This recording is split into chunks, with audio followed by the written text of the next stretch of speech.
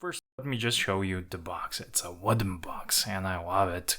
It's no lacquered or anything. It's just a simple, plain old wood, and interior is also nice, velvety, blue velvet stuff. And you also get 2 years international warranty, which is very neat.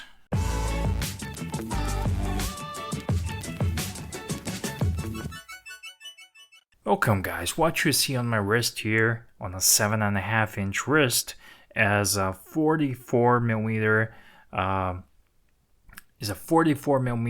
200-meter water resistant Aries gold Dreadnought watch. And I got this watch because you asked for more affordable watches, and this is very cool micro brand. I picked there's a new launch, there's a black bezel, there's a blue dial, black bezel, whatnot, but I specifically picked the burgundy bezel because if you remember my review of a Tudor Black Bay burgundy, I liked the watch, but it was nothing special, nothing that I could fork $2K plus dollars for just a ETA watch, which was the one I reviewed. ETA basic diver, that's nothing more than a Christopher Ward or something like that. It's a neat watch, but it's uninspiring, especially for that price point.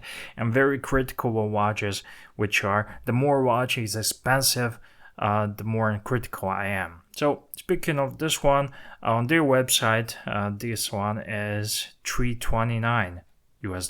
So I think this is reasonable price for a micro brand, especially with a sapphire crystal automatic micro brand, and has a Swiss Luminova C5 here. I don't know what C5, I'm kind of left off with the C3, but I guess it's good.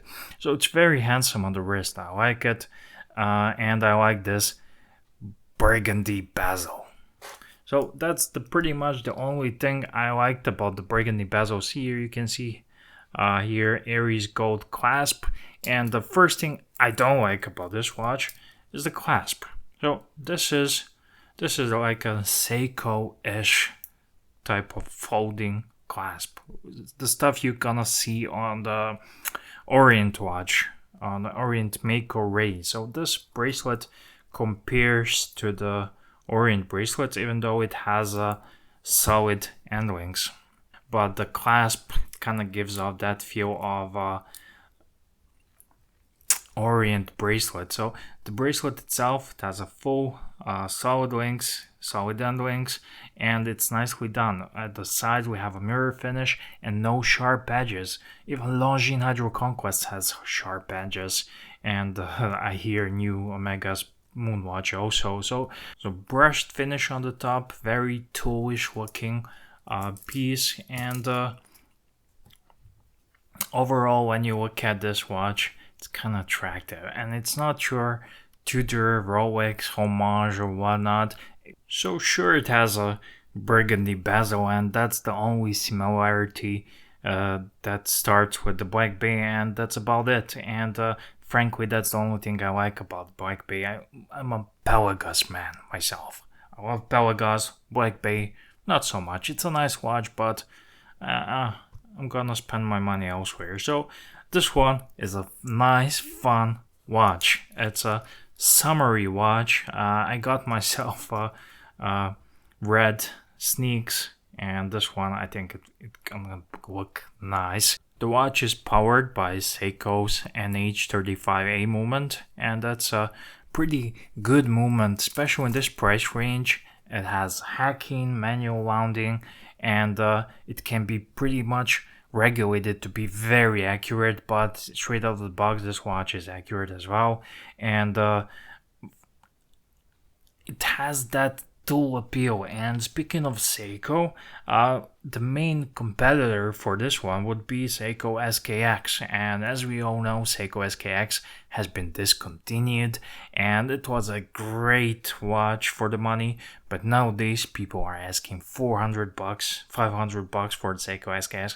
If you ask me, that's just silly money, and the watch is not worth it. When you look at the bracelet on this one, or Orient, it's much better, much better. It's much engineered, and look at the case profile. I forgot to show you this.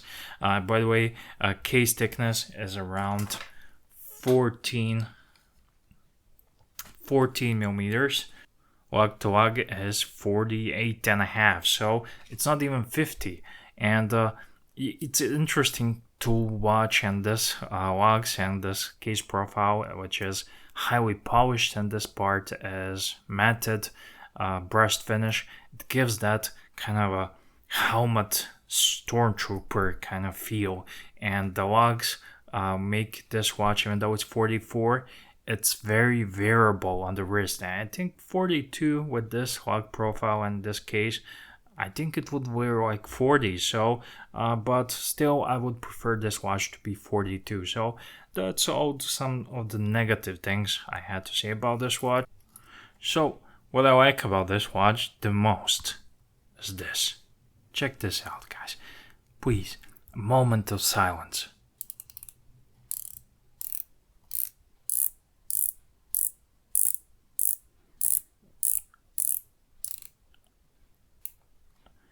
Yeah, and the bezel is aligned. Maybe I didn't align it right now properly, and but trust me, this one is aligned. So I don't know if it comes out on a camera like that, but in real life it's aligned, trust me. And the sound of this bezel, it just feels great, and it has this little coin edge in here, so it's very easy to grip. That's the one thing I don't like about Orient watches. They bezel, it's kind of hard to grip and turn. This one is a song. I could turn this bezel all day long.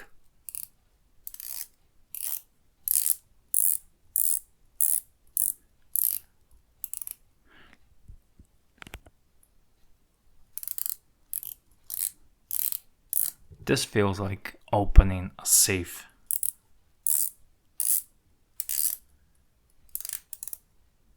On the crown side, we have a crown, screw down crown with riveted, and the crown action is very nice actually.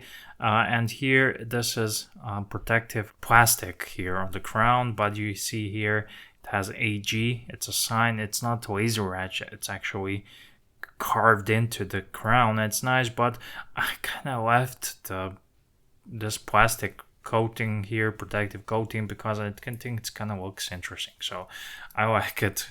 I'm gonna remove it eventually, but yeah, all nice and sharp lines, great finish, no sharp edges, nice bevel in here, and smooth transitions between the brushed and steel finishes. So quickly, I just want to show you the dial a bit closer. It's very nice.